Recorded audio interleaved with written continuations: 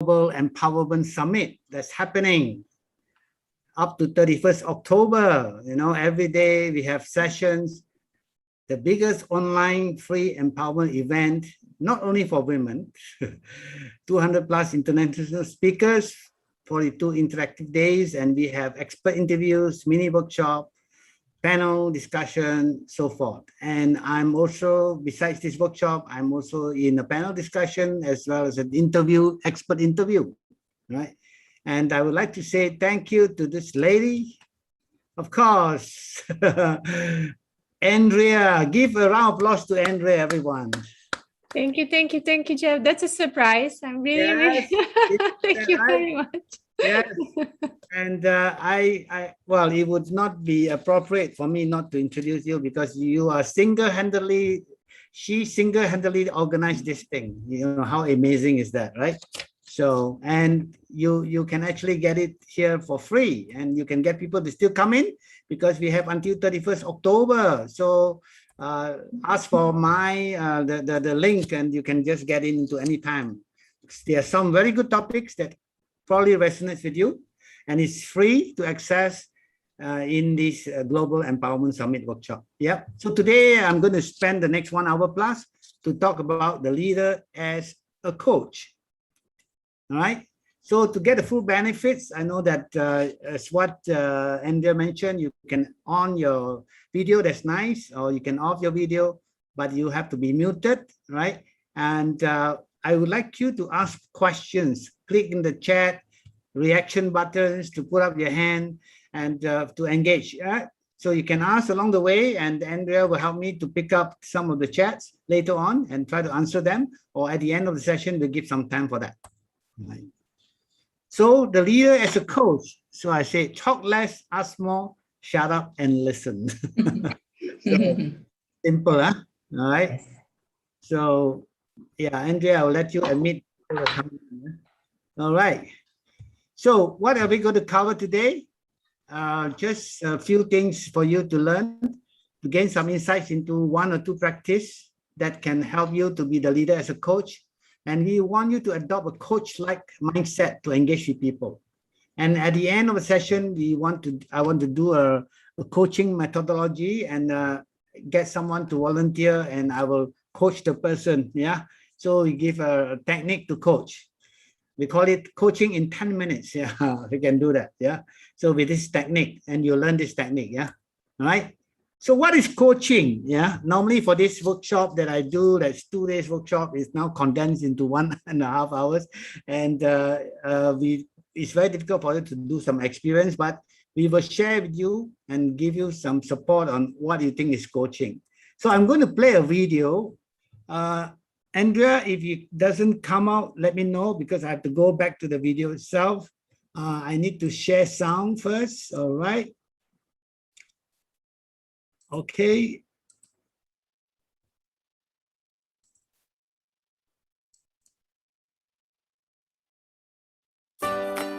Is it up, Andrea? Coaching essentially is a process that will help you get to where you want to be in a much shorter time and to achieve the success that you want to achieve in life without doing it on your own. Oh, okay. The video is not on. Yeah, okay.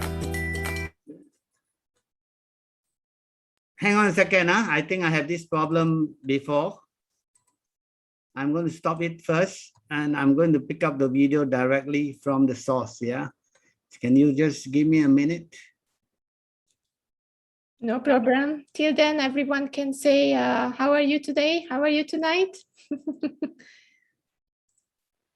We are good, Andrea. This is Jane Sham. Hi, Andrea. Hi, nice to meet you guys. Hope you had a very nice dinner. Yes, I'm also doing well. It's a little early here in India. Oh yeah, that's true. That's true. India is still a little bit 2.5 hours behind, right? Yes, that is correct. That's nice. That's nice. So what would you like to get out of this session with Jeff? I guess since we are, one of us is a coach and the other is a trainer, so, and we work with corporates, so just to have a better understanding of how leaders can be coaches. Yep. I know, we know it's important, and yeah. Nice outcome. Anyone else? Anything else? Okay, so I'm ready. So thank you very much for your patience. So I'll get this straight away. What? Just a minute again. Okay, let me get into this, and I think now you should be able to see it. All right. Coaching essentially is a process that will help you to get to where you want to be in a much shorter time and to achieve the success that you want to achieve in life without doing it on your own.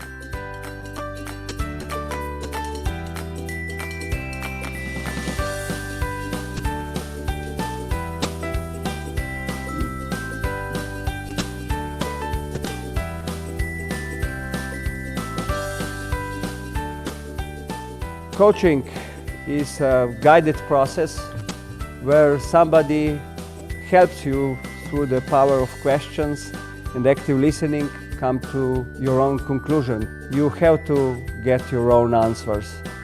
And these are the best answers because you are the expert for yourself. So I think coaching is the leadership style of the future.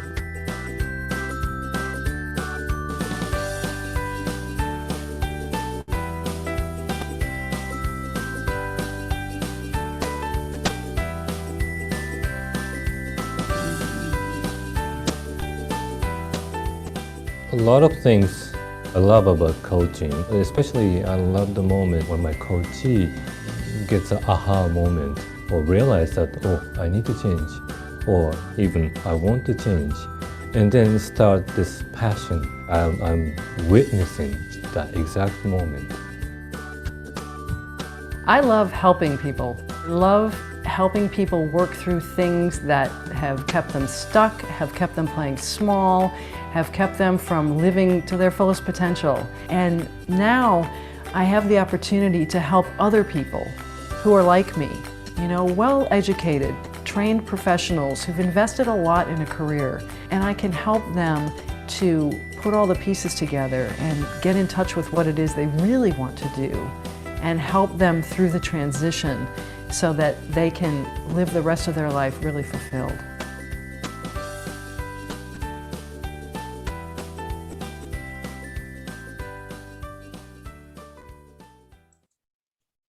All right. Thank you so much.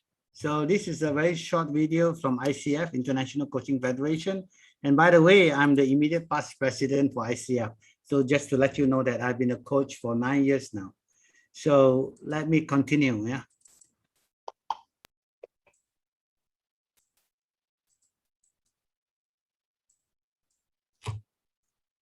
Okay, so when you see this, what do you notice? You can actually put in the chat or just speak up. What is this beautiful thing? A coach. Yes, a coach or a wagon or a transport. Yeah. So what does this do? What does this do? Yeah. It takes people. Yeah. Sorry? It takes people from A to B. Yes, it takes, thank you. It takes people from A to B. It takes people from point A to point B, from where you are to where you want to go, right? So exactly a coach does that. And incidentally, yeah, I think this Andrea will be very fascinated. According to Google search, this coach was manufactured in 15th century from a Hungarian town called Kocsy. And that's where the word coach came from. 15th century, Kocsy. I think Andrea can verify that. And that's where the coach came from, this beautiful coach manufactured in Hungary. Yeah. All right. So that's a good definition. Takes you from point A to point B, or from where you are to where you want to go. And there are some gurus here which define coaching. And coaching, according to John Whitmore. John Whitmore is the father of one of the very important model. We call it the GROW model in coaching, GROW. Coaching is unlocking a person's potential to maximize their own performance, helping them to learn rather than teaching them. Yeah. And ICF has a very powerful definition. Call it that coaching is the partnering with clients in a thought-provoking and creative process. So we talk about partnering, yeah? Neither of you are higher than the other, and through a provoking process, through questions, listening, and some of the skills that inspires them to maximize their personal and professional potential. So the good thing about coaching is that it's not just about professional, where you do at the workplace, you can use it personally with your family members as well, yeah? And it's a partnership. The coach and coachee working on, okay, the difference is that the partnership, we are working on the coach's agenda, and it's not the coach agenda. So in other words, the coachee decides the goal, the coachee leads the discussion. The coach is facilitating and guiding the coachee. And some of the leaders, like for example, Bill Gates say, everyone is a coach, right? It doesn't matter whether you're a basketball player, a gymnast, right? And this is another guru, ex-CEO and chairman of Google. He just retired. People are not good at seeing themselves as others see them. A coach really, really helps. And everybody needs a coach. And he also says that his best advice he ever got, have a coach. In fact, it's a very interesting story. 18 years ago, when this guy, Eric Schmidt, was a high technology guy and very high profile, come from Noel, he was hired by Google to be the CEO. The chairman of Google, John Doerr, says that I will give you a coach. Then he says, why do I need a coach? I'm an established CEO. Why do I need a coach? Eventually, he settled to have a coach. And for 15 years, Bill Campbell, the coach, actually coached him through the 15 years. And eventually, even after Bill Campbell has passed away 4 years ago, Eric Schmidt came out with actually a book called $1 Trillion Dollar Coach. And this was dedicated to Bill Campbell. And Bill Campbell doesn't know that these guys came out and write a book about him, yeah, and his technique, yeah. All right. Moving along. Okay, we need to discover what is the difference between coaching, mentoring, and counseling. A lot of people think that mentoring is coaching, giving instruction is coaching, telling people what to do is coaching. Yeah, but there's some differences between each of them. So if you look at coaching versus mentoring, coaching is about not giving advice, not giving solutions. It's about asking questions, right? And let people discover themselves. In mentoring, there is capability for you to give advice. And usually a mentor is an older person. 80% of the time is an older person who is an expert and who has more experience. Mentor a younger person. But there is also what we call a reverse mentoring. A younger person can mentor an older person in areas like technology, like apps and stuff like that, the latest trends, where the younger person is more familiar. So difference, mentoring can give advice, coaching, no advice. It's just guiding them to a solution. And what about counseling and therapy? Basically, these are special skills which need people to be highly trained.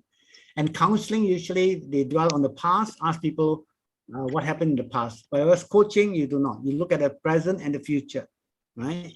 And again, the differences between coaching and mentoring is also about development. In coaching, we facilitate the process of performance, development, and skills. Whereas in mentoring, a lot of time it's about career growth.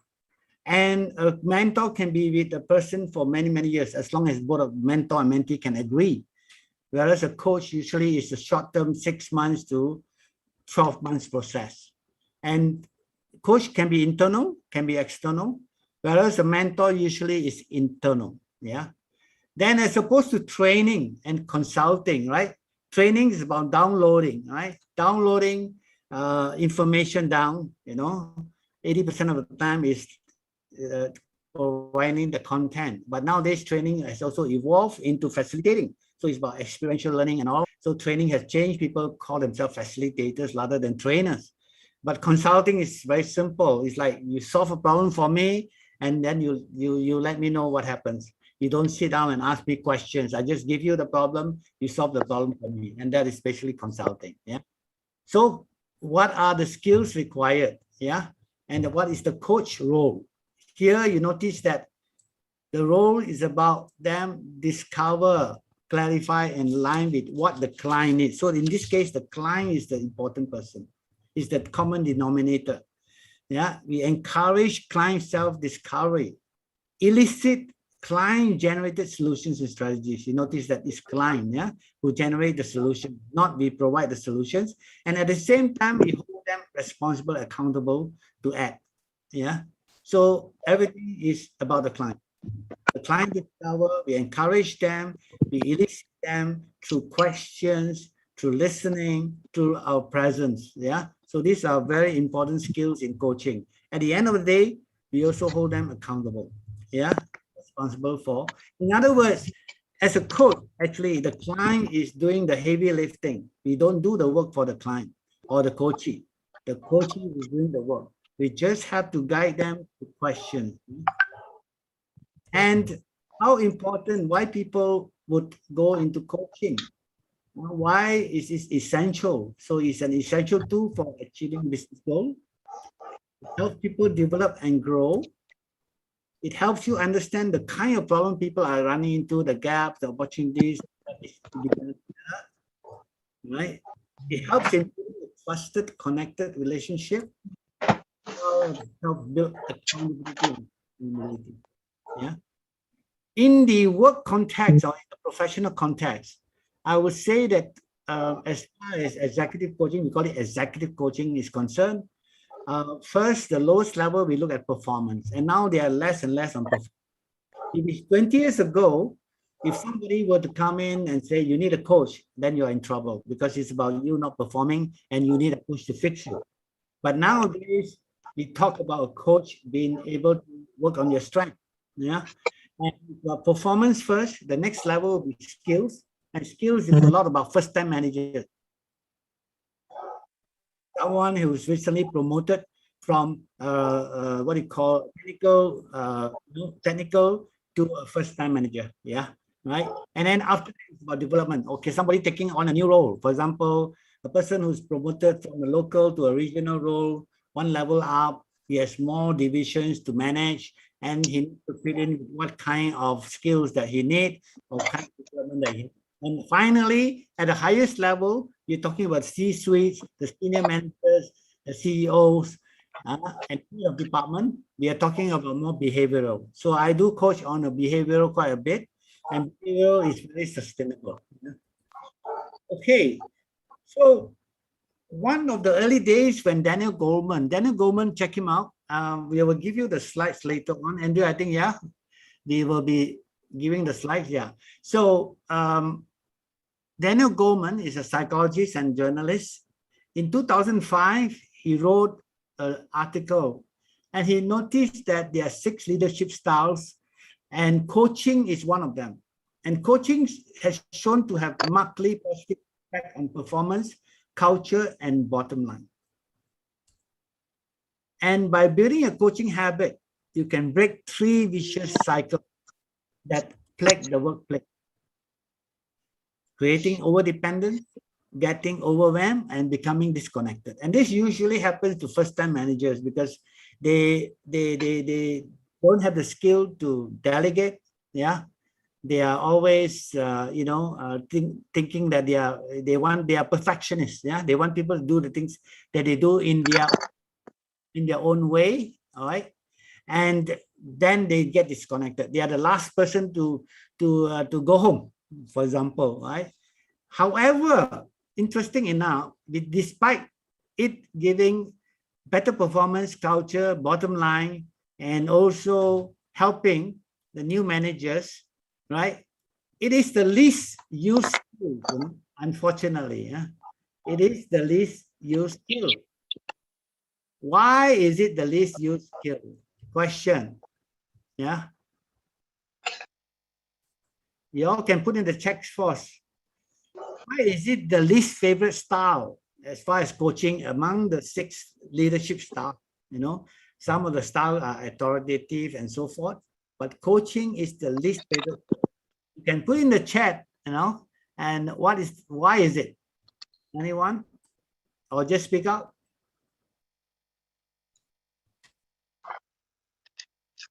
Why do you think people do not use coaching?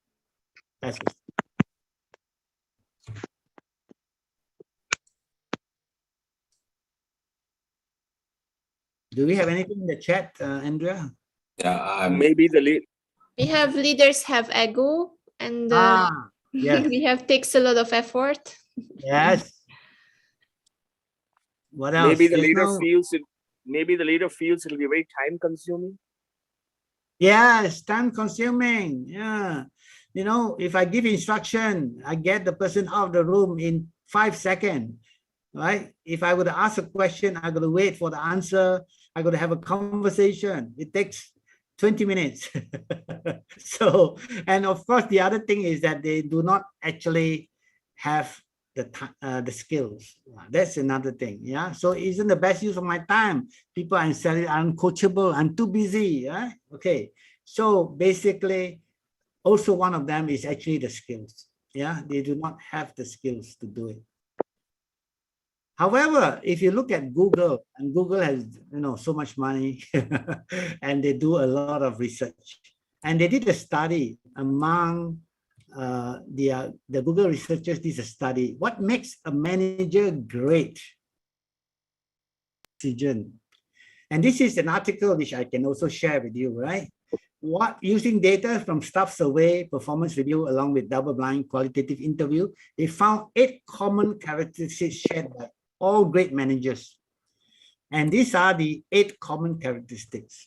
Yeah. And guess what? They are number 1 and 2. All right. Now this is the source. Is a good coach. And number 2, it empowers team and does not micromanage. So this is all about coaching. Empowerment is about coaching, and it's a good coach. Out of the 8, 2 of them are already here. And if you look at number 5, is a good communicator, listens and shares information. And that is also one of the things about coaching. So because of that, they actually have one person who were assigned to head the coaching team. And Google does a lot of coaching internally. Yeah. So how great is that, right? All right. So in this case, I want to ask you, as a coaching leader, I'll call it a coach leader, what is the most suitable mindset? What are some of the qualities that, that makes you coachable or makes you able to be embraced as a coach leader? You can put in the chat box.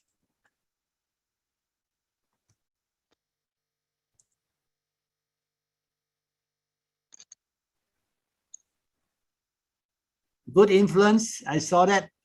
Beginner's mindset. Thank you.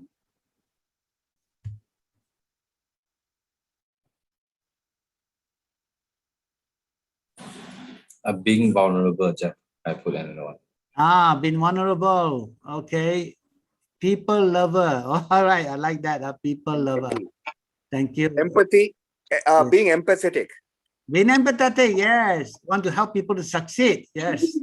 Patient. Yes. A lot of patience. Yeah. I like that. Good influence. Business mindset. All very good answers. All right. So let me share with you. And actually, I follow Marshall Goldsmith because I went to his class as well, and he called it stakeholder-centered coaching. And Marshall Goldsmith, before he coached a leader or CEO of a US organization or multinational, he would like to look at are they coachable? And these are some of the ingredients you will measure because he wants to give guaranteed measurable result. So he wants to make sure they are coachable. So what is the thing about being coachable? The first thing, is that they must have a beginner's mindset.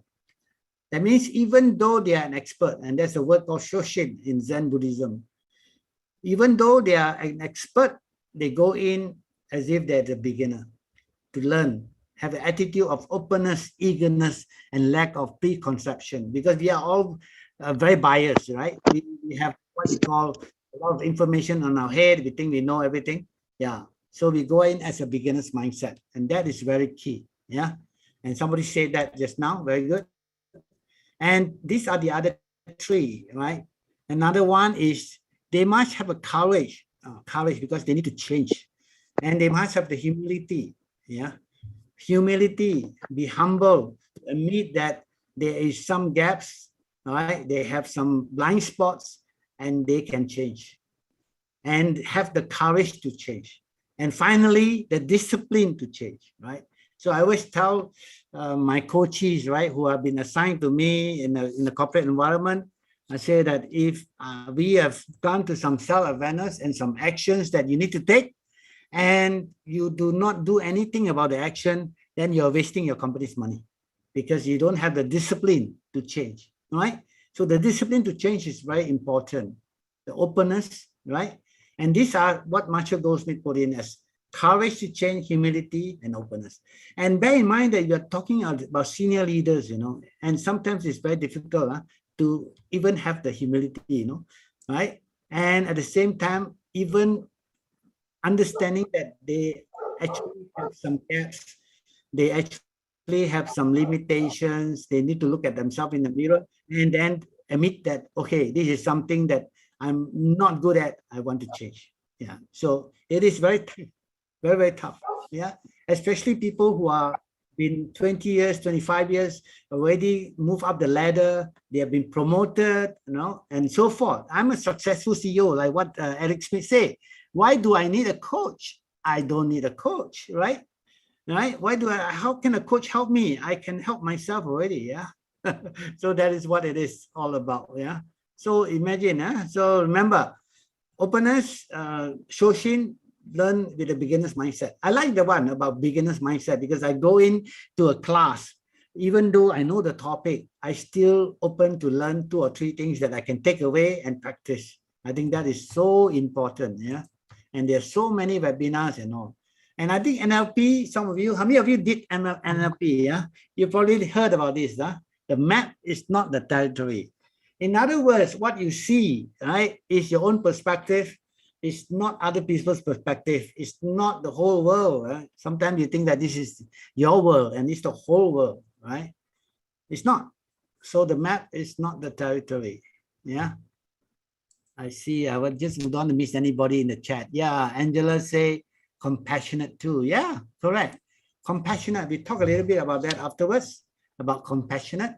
Okay, we just look into a couple of coaching people skills, right? I call it people skills. Some people call it coaching skill, but it's all about people, right? Somebody mentioned that you got to be a people person if you are a good coach. Yeah, in DISC personality profile, if you are a people person, the S and the I, yeah, okay, I think it's easy for you. But if you are a task person, you still can do it. Maybe a little bit tougher, but you still can do it. Yeah, the D and the C people. Okay, so moving along, let me see. So basically, some of the core people skills I'm looking at is being present. What is presence? Presence is basically listen without judgment. Yeah, presence is you are there, not just your body, but your mind. Yeah, empty your mind. And then the second one is about connecting. It's about building trust, right? Trust is the foundation of coaching. So in my workshops, we talk about trust exercise. We tell stories about trust. And then asking powerful questions, right? Simple thing, but you think questions are easy to ask? They are difficult if you don't think about them. Then, of course, active listening. Today, I'm just going to cover one area, which I think is so important, which is about asking powerful questions, right? So why is it necessary for us to ask questions? What's the purpose of questions? You can put in the chat. I can see now in the chat. Yeah.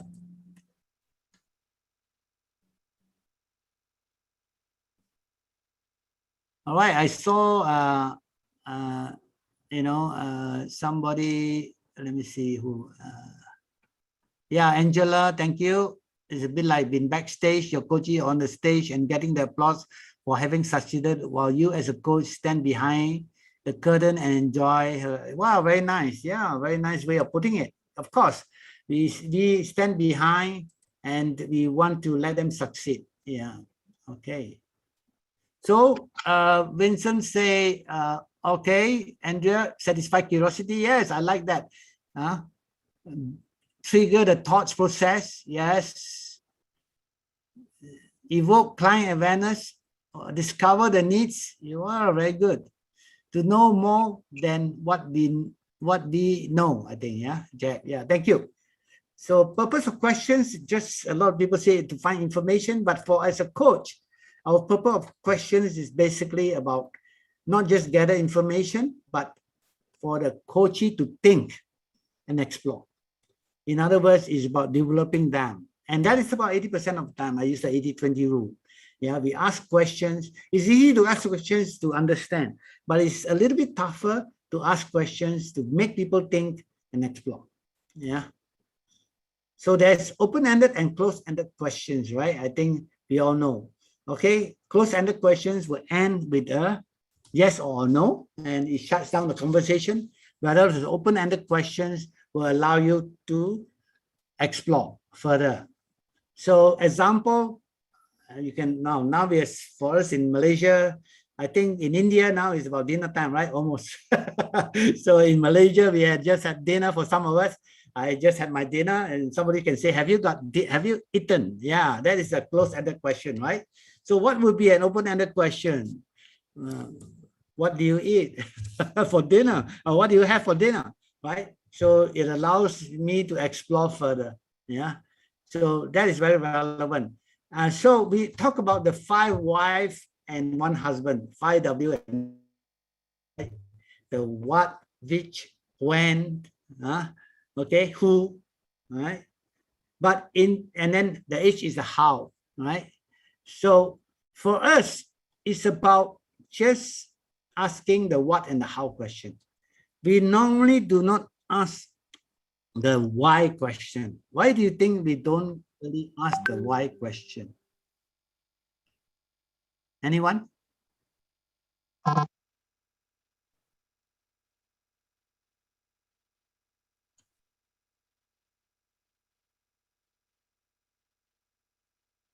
Yep, Andrea, thank you. Opens the door for judgment. Yeah, exactly. Sometimes the why questions and the client will be defensive. Exactly. Thank you, Vincent. Yeah. All right. Okay, Angela, thank you for sharing exactly the coaching message. Yeah. All right. Okay, it may trigger, yeah, Angela, it may trigger bad feelings, memories. Yes. In a way, for coach, we look at the present and the future. We are not psychologists, we are coach. So we look at the present and the future and bring them forward, right? So the why questions sometimes trigger a lot of defensiveness, right? And the second thing is that why is asking powerful questions an essential leadership habit? Right?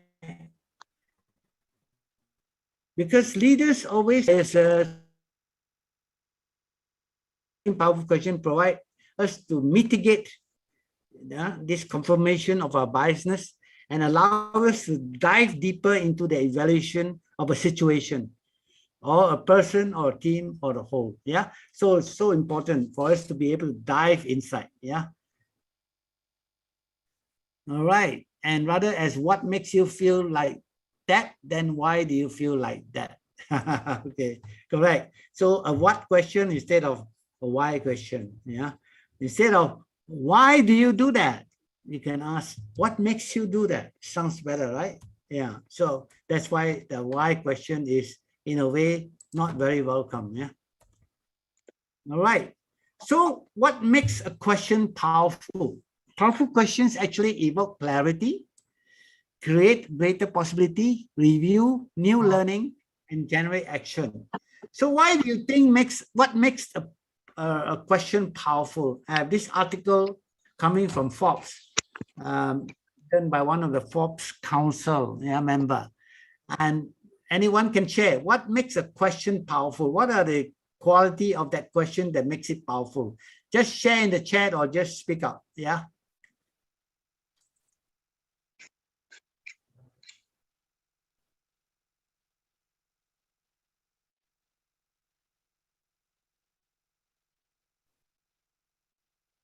I mentioned one of them already. Yeah, a question powerful because they are open-ended question. Yeah. So Andrea mentioned is related to the exact person in front of you. Okay, then you are actually formulating a question just like what you do. So what makes a question powerful? Huh? Anyone else would like to share?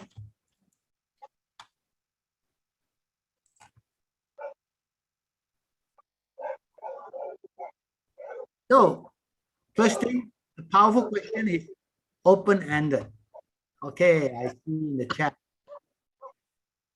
Ask about the meaning of the thing the client share. All right. Thank you, Vincent.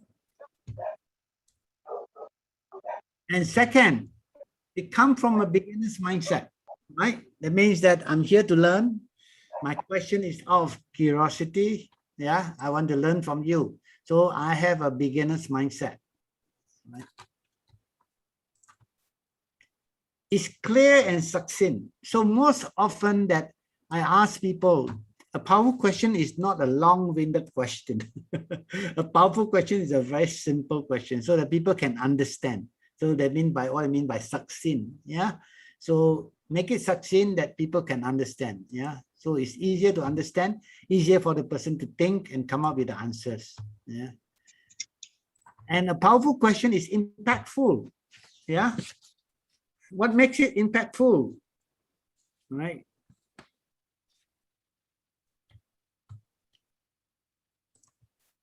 And then a powerful question happens in the moment. And this is what I like to share. You know, if you look at like in Andrea, you love to dance, right? So we are dancing with a partner and the partner move one step forward, move one step backward, we move one step forward, right? So we are aligned with the partner. We don't think of the question ahead. Yeah. So if you don't think of the question ahead, we are dancing with the person, we actually listen to the question, to the answers very well before we ask the next question. So there's no prepared questions, no script for powerful questions. Yeah. And what is the most important thread in this case is about basically curiosity. You know what I mean? Curiosity. Yeah. So be curious, come from the beginner's mindset. And a powerful question is not leading. Now, sometimes people ask a questions, but inside there is an answer, right? You know, what do you think? Oh, you can say, you can ask a questions that you actually disguise in an answer disguised as a question, right? Right? Why don't you talk to the boss before you come and see me? Yeah. So you ask a question, but actually you say talk to the boss. You know what I mean? So instead of saying who should you talk to, right? Before you come and see me. Yeah. So that makes a lot of difference. Yeah. Any question along now? You have anything you want to put up your hand or any question you ask at this point in time? All right. And remember, if you have any other question, just put in the chat. So now I'm just harvesting some of the answers from you so that everybody can share. So you ask a question, then you shut up and listen. And then you pause. So this is what I feel as the moment when you are having a conversation with somebody. Okay. Listen to understand. All right. So important. In fact, one of my coachees that I just recently was coaching for the last 9 months, her problem was actually she doesn't pause. She actually always interrupt and give a solution straight away. And her feedback from the peers and the subordinates actually all came to that conclusion. And that was an awareness for her. And now, you know what's a mantra? So she created her own mantra. She says that listen to understand, then to be understood, which is one of Stephen Covey's 7 habits, right? So every time she talked to someone, she had this mantra in her head, listen to understand, then to be understood. And it helped her. It helped her pause. It helped her not to move and just interrupt people. Yeah. Be truly curious. Yeah. Comes with a beginner's mindset, comes with a curiosity. They say a curiosity of a 3-year-old. They say that this article in Forbes mentioned, yeah, it's a very interesting article, which I'll share with you later. It says that if you want to know what is curiosity, watch a 3-year-old for 1 hour. They will ask anything under the sun, right? Andrea, you know that, right? They ask anything under the sun, yeah? And they don't have any biasness. They don't have any things that hold them back from asking questions, right? And be a 3-year-old, you know, and just ask. So that's what I like, you know? So I go back to be a 3-year-old and be genuinely interested. So it's not about being interesting, right? Interesting is about you. Interested is about a person. So be interested and not interesting. Yeah. And give them time. And in personality profiling, you know that the S and the C are normally a little bit cautious in giving answers. They need to analyze and so forth. So ask a simple question, give them time, silence, pause, and then only they will come out. And I have occasions where someone, I ask a question, I wait for 1 or 2 minutes. And it's very, very uncomfortable. Very uncomfortable, right? But I tell you, at the end of 1 or 2 minutes, you are rewarded with a response. Because the person is still thinking. And the moment we interrupt the thoughts. And they forgot about what they have think about, you know. So you will come up with nothing much. So you can try that. And if they don't have anything in the thoughts and you look at them and smile, they will look at you and say, yeah, I don't have anything else, right? That's fine. Then we move on, right?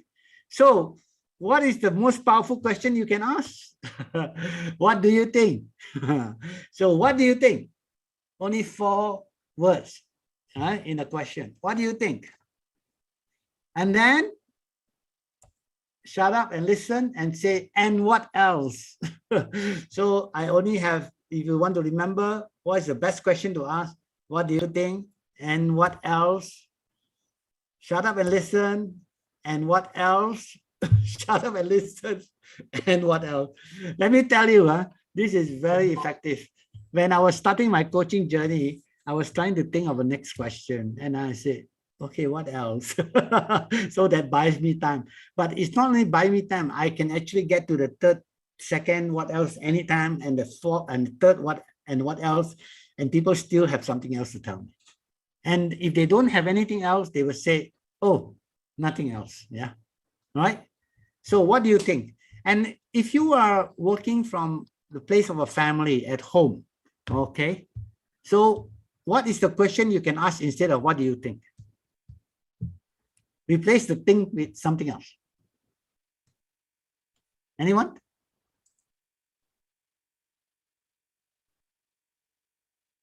Yeah, Angela say that no, kids are empty page. Exactly. No prejudice, nothing. Yeah. Right. So besides, what do you think? I always lead that to, if you have kids, teenagers, and of course, college going, and it's about, what do you want? Yeah, replace the thing with what do you want?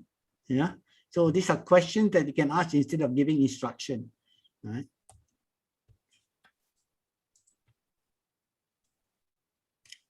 Anybody can answer this question for me? What is Facebook most powerful question? And all of you are using Facebook all the time. Okay, so the person who came out with the answer without looking at Facebook now will get a journal from me. I will send it to you, okay? So come on. What is Facebook most powerful question? Every day you're using Facebook and you forgot.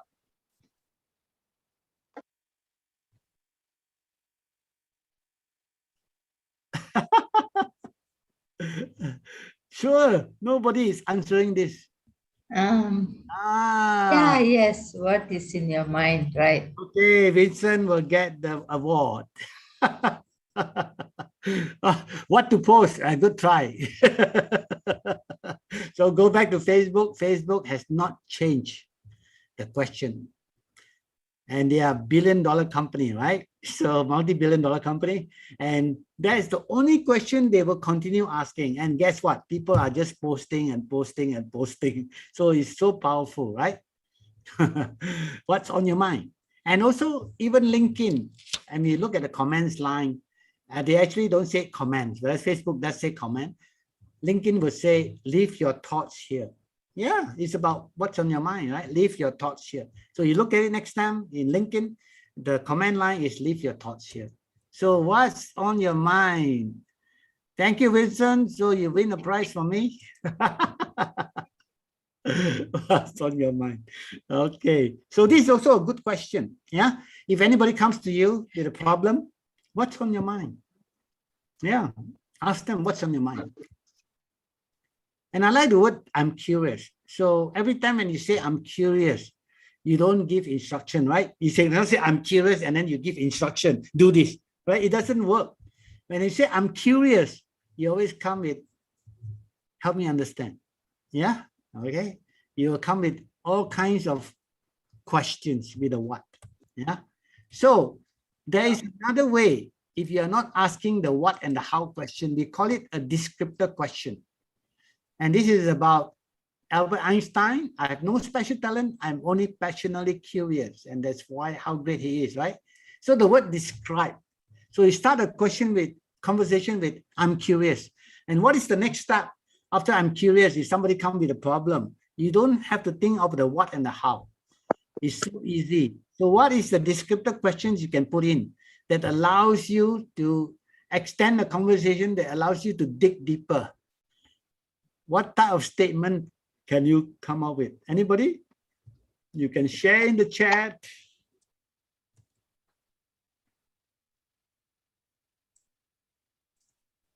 Okay, I see something in the chat. And yeah, okay. And it's good. I think Malaysians like to do that. And you have been in Malaysia long enough. Huh? You tell a story and say, and so, so actually these are statements, right? And you can actually, I hope, is there anybody else to share in the chat? Let me see. Yeah. Because, okay, Jack, good try. Because, so you can say, I'm curious and come with things like, tell me more. Share with me. Please explain. Help me understand. Express yourself, you know, right? And I tell you, I tried this when I was doing a workshop 2 years ago with a group from one of the underprivileged, and they were teenagers, right? Teenagers. There were 50 of them. And I enticed them with chocolates. And I say, okay, tell me this descriptive question. They came up with 20 in less than 10 minutes. 20 of this. So powerful. Help me understand. I think it's a very good one. Tell me more. Help me understand. Share with me. So when somebody comes with a problem, okay, I'm curious. Help me understand. Yeah. All right. I know that Vincent likes to use the word I'm curious. So that is a very good habit. And I think it's a good habit. Yeah. I'm curious. Right. And this is a coaching assumption. Diamond lies in ordinary rocks. So we are all jewelers, right? And as a coach, we need to dig the diamond. You need to dig deeper because deep in there is a diamond among the ordinary rocks. That's what I mean. Questions are so powerful. Questions are so important. Yeah. By asking questions, we can go further. Okay. And I will have a pause here if you all have any question before I move on. So it's already 8:50. Yeah, I only have a few more things to cover. Are we good on time, Andrea? Yes, we can. I think we can finish in 10 minutes. And then after, I will just stop the live stream if it's okay with you. Okay. So I will start with this. Give me about 15 minutes. I think it's okay. Huh? All right. So one of the key areas is about providing psychological safety. And this is actually promoted by a lady called Amy Edmondson. And she wrote a book called The Fearless Organization. Yeah.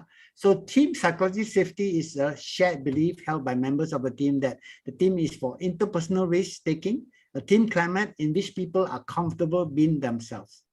And this is from a Cornell study. And that starts actually with trust. Yeah. And if I move along, yeah, McKinsey actually wrote an article. They call it the 550. Why 5? You can have 5 minutes, and then you want to dive deeper, you have 15 minutes to read. Yeah. So is it safe? All right. So that is about psychology safety and what has they come about, right?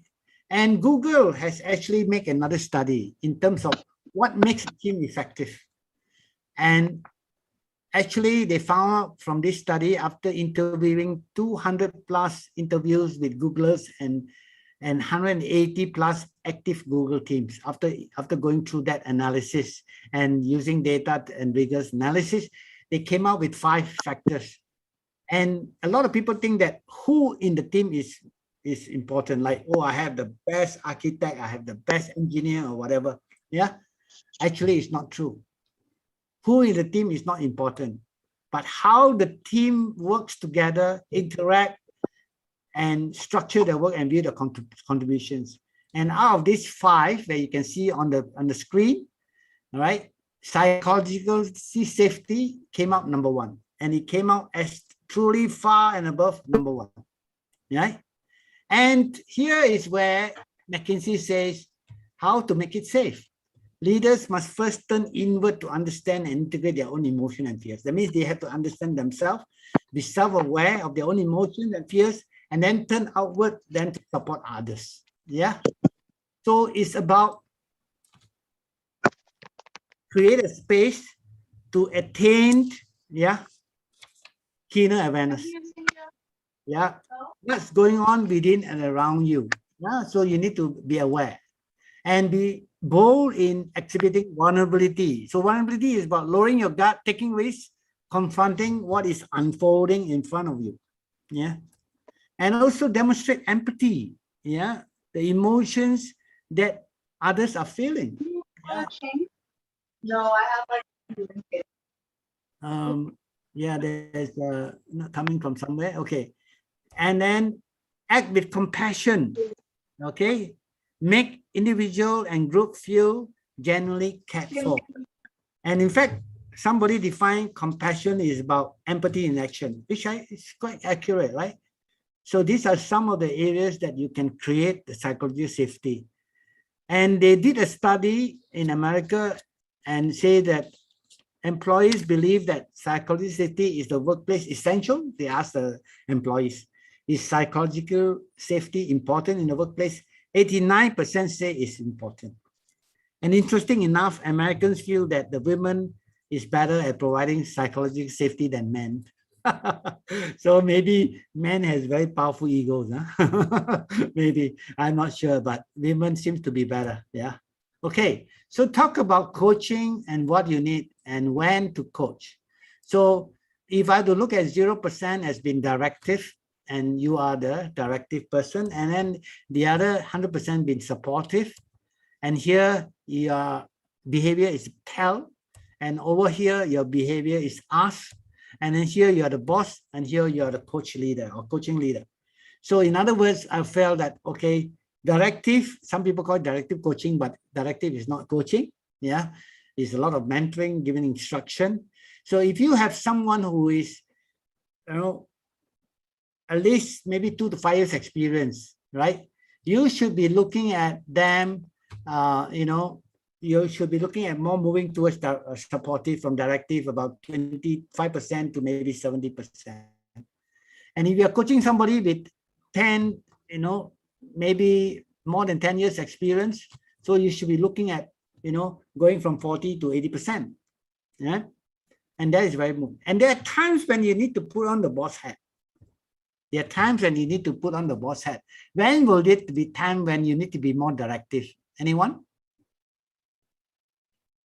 And you can put in the chat. So when will it be the time when you need to be more directive? Where you need to put on the boss hat?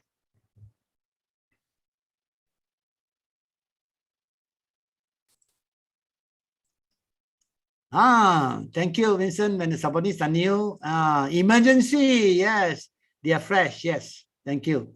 So when house on fire, I don't go and ask Jack, what are you going to do now, right? So I would say, Jack, take the water and put out the fire, right? Or Jack, run, you know. So things like that. So you don't actually ask a question then. And deadline 5 o'clock and 4 o'clock, they're still working on the report and they are not very close to what they are getting. So you need to be more instruction. transactional. So there are times when you need to put on the boss hat, yeah, and that being directive, yeah. Okay. Okay, let me just move along. Finally. Okay, so I would like to just do a demonstration for 10 minutes. And this is actually a model that I use. And I would like to get what do you call a volunteer. Anybody would like to volunteer to be a coachee? You get something out of it. Oh, Patricia, may I? Yes, of course. Thank Okay. you. For being so good, I will give you a journal. All right. Okay, so Patricia, you need to think of a goal. Okay. A goal. Yeah, a goal. Yeah. It can be a simple goal that you want to improve something. Yeah. Right. Okay. Think of a I goal. want to lose 2 kg Okay. in 1 week. Yeah. So before I start, Patricia, let me ask you a question. I will use a close-ended question and ask you, are you good at presenting? I am pretty good. From a scale of 1 to 10, I'll give myself a 7. Okay, you went to a scale of 1 to 10. I'm supposed to move you there. Okay, never mind. So when you ask a question, are you good at presenting? Normally people say yes or no. Yeah. Then you ask an open-ended question. You say, how's your presentation skill? And people will say a little bit more. And then you ask scaling, like 1, you are nervous and you lose track of what you want to say. And 10, you are Steve Jobs standing in front of the stage, confident, yeah, announcing a new product in front of 10,000 people. So where are you? You are at 7, right? You say? Yeah, I'm at 7. Very good. So now I know you are above average. So it's a very good way of scaling. So I'm going to use a scaling technique. Think of a goal. Think of a goal. Okay. So I'm going to ask you, and we will follow through this place where the questions are. Can you see the question? Okay. So Patricia, thank you for volunteering. So what's your goal for this session? My goal for this session is to learn as much as I can and know myself better. Learn as much as you can and know yourself better. Is that a goal? Okay. So from that, on a scale of 1 to 10, right? Yes. How do I establish this goal? Okay. So why, okay, before I go on, I say, why is this goal important to you? I will increase my performance. Okay, is that all? I'll be happier. Okay, good. So on a scale of 1 to 10, where do you say you're right now? 1 is that you probably are not able to learn as much as you can, and 10, you find that, wow, it's something that you can apply and use it back in the office or at home. So where do you say you are right now? I'll be optimistic because Jeff is with me, so I'll give myself an 8. 8. Okay. So what tells you that you are 8 and not a 1? Oh, because I am happy now, and I see myself improving after this session. All right. Okay. So where we would like to be in the scale in the near future? In the near future, I would like to move to 9. 9. Okay. Yes. So how much time would you give yourself to get there? Probably, I'm rather impatient, so I hope I will be there end of October. Oh. Okay, yeah, that's fine, because there's some things that you want to use to practice, right? Yes. So now today is the 8th. Wow, today is a good day, huh? 8th of October. 8. So, and about end of October is about how many days from now? 23 days from now, right? All right. Yeah. Yeah. So I want you to now close your eyes for a moment. Oh my God. I want you to imagine that, okay, today now is 31st October. Yeah. Mhm. And you have arrived at from 8 to 9. Okay. Okay. In learning. Yeah. All right. Mm. You have arrived at from 8 to 9. And now I want you to open your eyes. Okay. What do you see when you are at a 9? I'm even happier. Okay. And I guess one of the indicator is I have better self-discipline in all that I do. Yeah. That's good. Okay. So what would your colleagues and friends say they notice about you? They probably would think I perform my job better, so they have less headache. Okay. Okay. Now it's about your feeling. Describe your feelings. Now you have achieved a 9 in Yes. 23 days. Yeah. Yes. A sense of fulfillment and a sense of happiness because I know I have grown. Wow. Not sideways, but grown, like, Thank you. spiritually. Thank you, Patricia. Very good. So something must have happened that helped you to get from 8 to 9 in 23 days. What do you think? What do you think happened? I think one of the important thing definitely is the beginner's mind, willingness to change, and give myself a second chance. Okay. So you adopted some of beginner's mind. Yeah. The skills that you learned from this session, having a beginner's mind. Yeah. And what else? What else do you do to get to a 9? And of course, discipline. Have to practice, have to have action. Correct. And not just think only, like it doesn't happen. Thank you. So have the action. Okay. So what support do you need to take this action that you mentioned? What support? I need to be very clear on my goal and sort of brainwash myself every morning, I think, if possible. All right. Maybe I write it down, and read every morning. Brainwash yourself, yeah. But it's a good brainwash, not the negative. Yeah. Okay. So what might stop you from doing it? Oh, definitely bad habit, procrastination. Procrastination. Actually, sometimes 23 days or so procrastinate. I appreciate that because I'm a procrastinator. Thank you. I finally found a friend. How can you overcome this potential barrier of procrastination? How to overcome? Being conscious of it, knowing that I can overcome it. Be conscious, and you mentioned about discipline, right? There's one. Yeah. Okay. So when do you plan to take this action? Immediately.